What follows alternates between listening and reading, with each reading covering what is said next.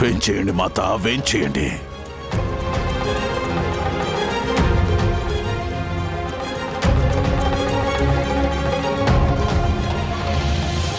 మాత, ఇదే తమరి మందిరం.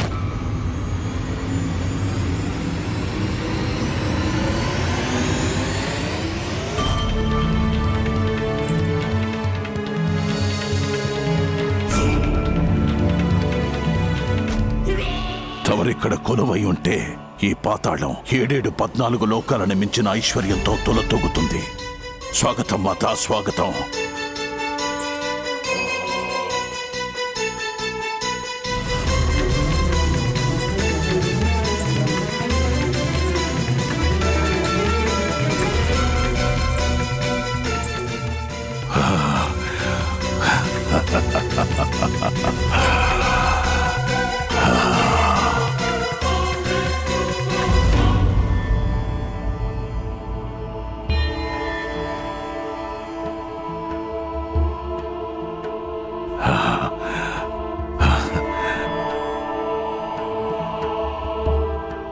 ఆశ్చర్యం.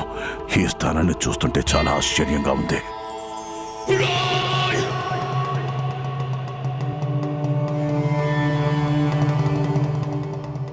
మాత, తమరి పాతాళలోక ఆగమనంతో నేను కృతార్థుడనయ్యాను మాత. తమరిచ్చిన వరాన్ని నిలబెట్టుకున్నారు మాత. ఉన్నతులు మాత, తమరు మహోన్నతులు, మహోన్నతులు మాత. వాగ్దాన భంగం చెయ్యలేను కనుక రాక తప్పలేదు పుత్రా. నువ్వు వరం తీసుకోవటానికి ముందే నా దగ్గర నిర్బంధంగా మాట తీసుకుని చాలా పెద్ద తప్పు చేశావు. వాగ్దాన భంగం చేయకపోవడమే మీ పద్ధతి, నిర్బంధించడం మా పద్ధతి. మేము రాక్షసులం. మోసం, దగ, వంచనలు మా స్వభావమే కదా మాత. తమన్నిక్కడికి రప్పించగలిగాను. తమరినెక్కడికి వెళ్ళనివ్వరు మాత, ఎప్పటికీ వెళ్ళనివ్వరు మాత. గుర్తుంచుకో అందకాసురా, నీలోని అసుర గుణం కారణంగా స్వచ్ఛతకు చెందిన నియమం ఏదైనా భంగపరిస్తే నేనిక్కడ ఒక్క క్షణం కూడా ఉండబోనని గుర్తుంచుకో.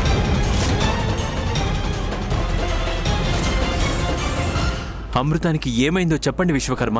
దేవేంద్ర, అమృతం ఆవిరైపోతుంది.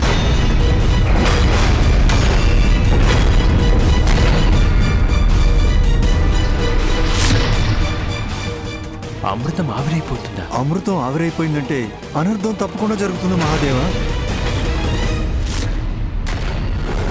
ప్రభు, సాగర మదనానికి ముందు ఇలాంటి పరిస్థితి ఎదురైంది. ఫలితంగా అసురులంతా స్వర్గలోకంపై ఆధిపత్యాన్ని ప్రతిష్ఠించారు.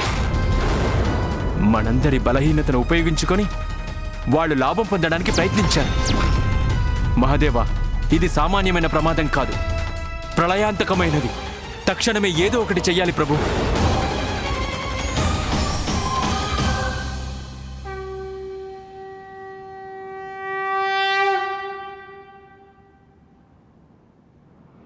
అవును ప్రభు, ముందుగా ఆదిశక్తి వెళ్ళిపోయారు. ఇప్పుడు లక్ష్మీమాత ఇలా అందరినీ ఐశ్వర్యహీనులుగా చేసి వెళ్ళిపోయారు. ఇప్పుడు మనం ఏం చేయాలి ప్రభు? ప్రభు, సంపద లేకుండా స్వర్గం స్వర్గంలా ఉండదు. దేవతలు దేవతల్లా మిగలరు. ఈ ప్రమాదం నుండి ఎలా బయటపడాలో తమరే సెలవివ్వండి ప్రభు.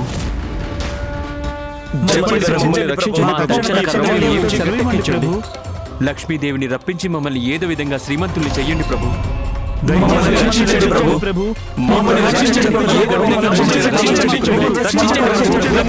రక్షించండి.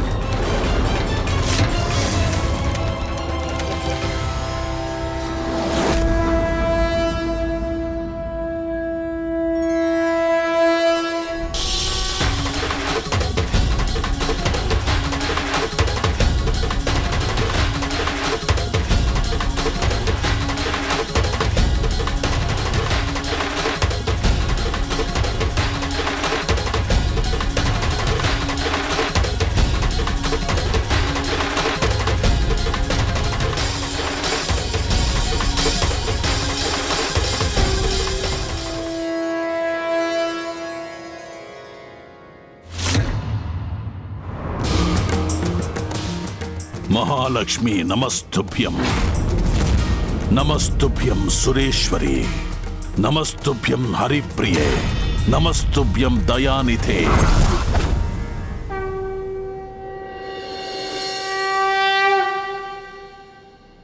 మాతా, నైవేద్యం స్వీకరించండి మాతా.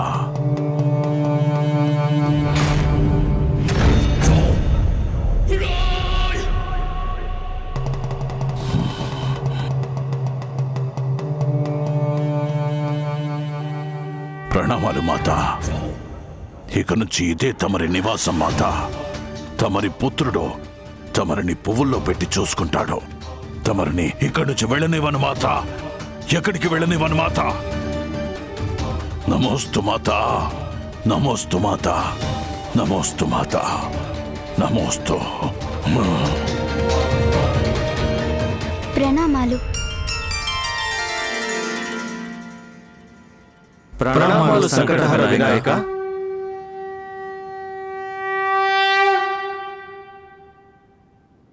మనకున్నది ఒకే ఒక ఉపాయం దేవతలరా, అదే మహాసంగ్రమం.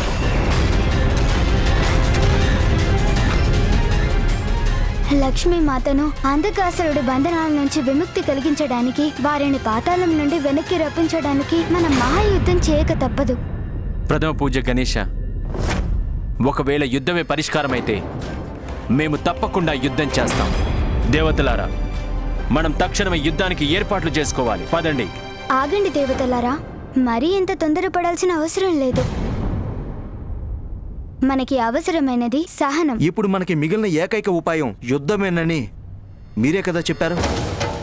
పరిస్థితి చేయి దాటిపోయింది. సామధాన ఉపాయాలకు సమయం మించిపోయింది. మిగిలింది దండన మాత్రమే. మనం ఇంకా ఏమాత్రం ఆలస్యం చేయకుండా అంధకాసురుడిపై దాడి చేయక తప్పదు.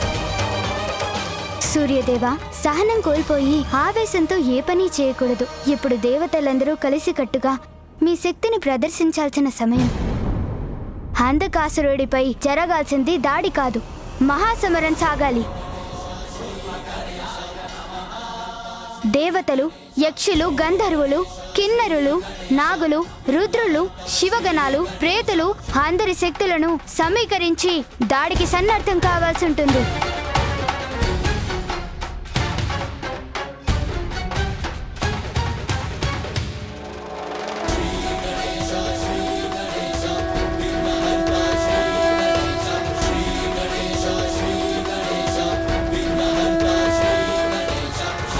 అందువలన ఈ గణపతి ఉత్తర దిశను పాలించే గంధర్వరాజు చిత్తసేనుల వారిని కోరుతున్నది ఒకటే, ఈ మహాయుద్ధంలో తమరు మాకు సహాయం చేయాలి.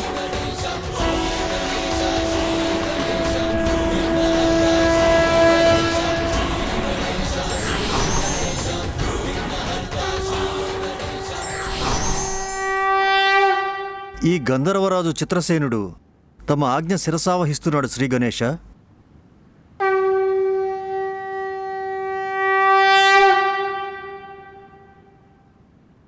ఈ గణపతి తూర్పు దిక్కు నుండి యక్షపుత్రుడైన ధృమరాజుని తక్షణమే ఇక్కడికి ఆహ్వానిస్తున్నాను.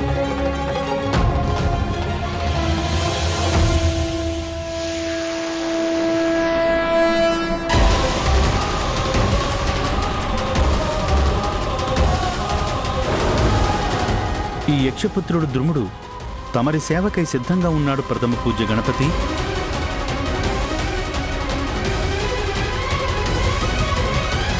ఇప్పుడు ఈ గణాధిపుడు పశ్చిమ దిశ నుండి కిన్నర రాజైన చిత్రార్థుడికి ఆహ్వానం పలుకుతున్నాను.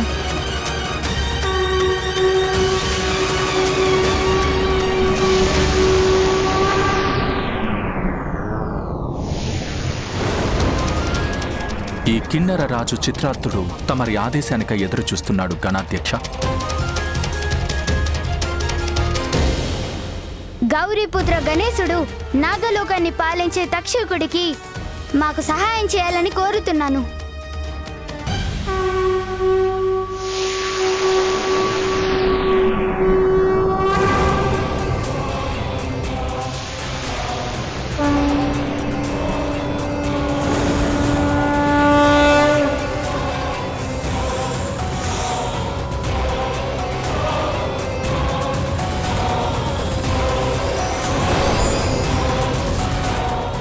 ప్రణామాలు గౌరీపుత్ర.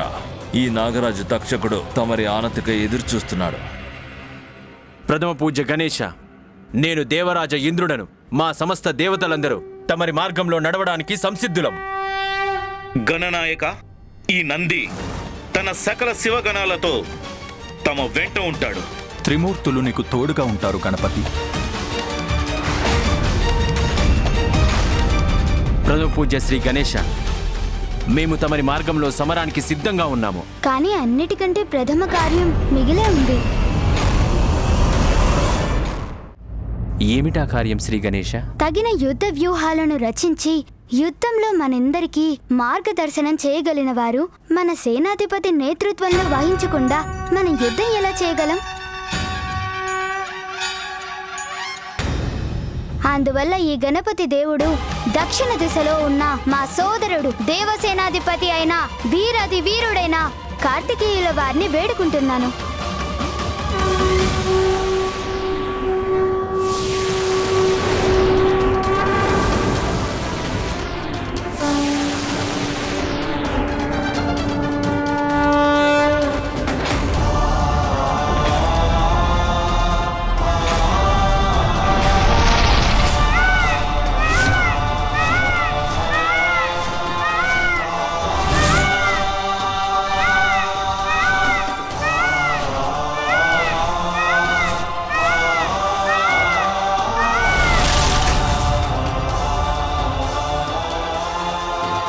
ప్రణామాలు తండ్రి గారు.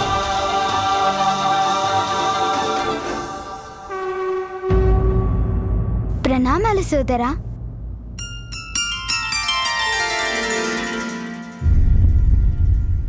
నేను మహాదేవ్ పుత్రుడైన దేవసేనాపతి కార్తికేయుణ్ణి. నీకు అండగా ఉంటాను తమ్ముడు.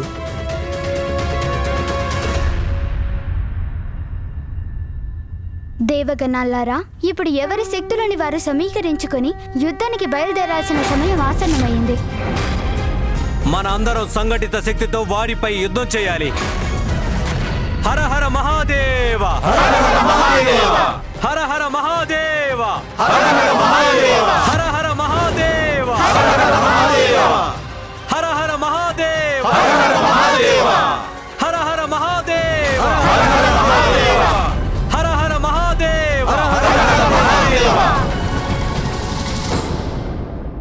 హెచ్చరిక, హెచ్చరిక! ప్రణామాలు అసురరాజా. పాతాళం మీదకి దాడి చేయడానికి సమస్త దేవగణాలు దండెత్తి వస్తున్నట్టు తెలిసింది మహారాజా. పతంగి పక్షికి మరణం వస్తే స్వయంగా బండకేసి తన తల బాదుకుంటుంది. హెచ్చరిక చెయ్యాల్సింది నాకు కాదు, ఆ దేవతలని హెచ్చరించాలి. వారి మృత్యులోయలోకి స్వయంగా ప్రవేశిస్తున్నారా మూర్ఖులు? రానివ్వు, చూసుకుందాం. ఈ సమయం కోసమే నిరీక్షిస్తున్నాను నేను. ఈసారి మన అసురులు మహాశక్తివంతులయ్యారు. మనం పూర్తి సన్నద్ధంగా ఉన్నాం ఆ మహాయుద్ధం చెయ్యడానికి.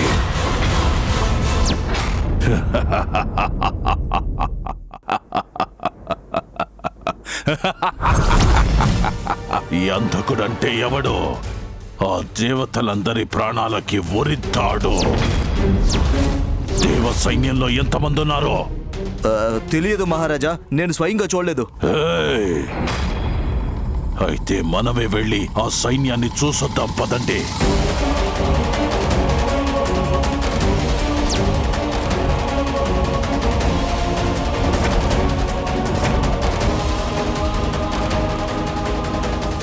ఎక్కడుందా దేవ సైన్యం? అదిగో అక్కడ రేగుతున్న ఆ దుమ్మే దేవతల రాకకు నిదర్శనం.